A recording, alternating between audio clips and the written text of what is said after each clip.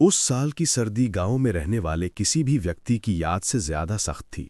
ठंडी हवाएं छोटे मिट्टी के घरों को चाकू की तरह चीरती हुई गुजर रही थीं और बर्फ ने हर उस जमीन को ढक लिया था जहां कभी फसलें शान से खड़ी रहती थीं। उसी गांव की एक साधारण सी कच्ची झोपड़ी में इलियास रहता था, एक गरीब लेकिन ईमानदार किसान अपने दयालु और नरमदिल बेटे सामी के साथ। कई हफ्तों से खाना बेहद कम था और अब उनके घर में सिर्फ एक मुट्ठी आटा बचा था।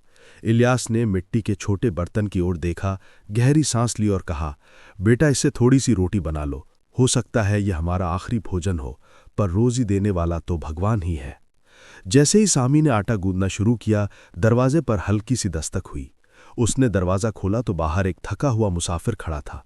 वो ठंड से कांप रहा था, उसके कपड़े फटे हुए थे और उसकी आंखों में साफ भूख दिख रही थी। बिना एक पल सोचे सामी रसोई में लौटा, पूरा गूंधा हुआ आटा उठाया और मुसाफिर को दे दिया। मुसाफिर की आंखों में आंसू भर आए, उसने दुआ दी और धीरे धीरे आगे बढ़ गया। इलियास ये सब चुपचाप देखता रहा, हैरान भी था और गर्व भी। उसने बेटे के कंधे पर हल्का सा हाथ रखा, लेकिन कुछ नहीं कहा। उसे यकीन था कि उनकी नेकी भगवान जरूर दिख रहा है। अगली सुबह जैसे ही सूरज निकला, गांव में एक अनप्रत्याशित घोषणा हुई।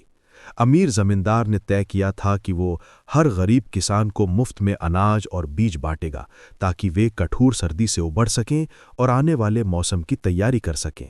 जब इलियास को आटे की बोरियां और ताज़े बीज मिले, तो सामी की तरफ मुस्कुराकर देखा और कहा, बेटा इसे हमेशा याद रखना, भगवान के रास्ते में दिया हुआ कभी कम नहीं होता।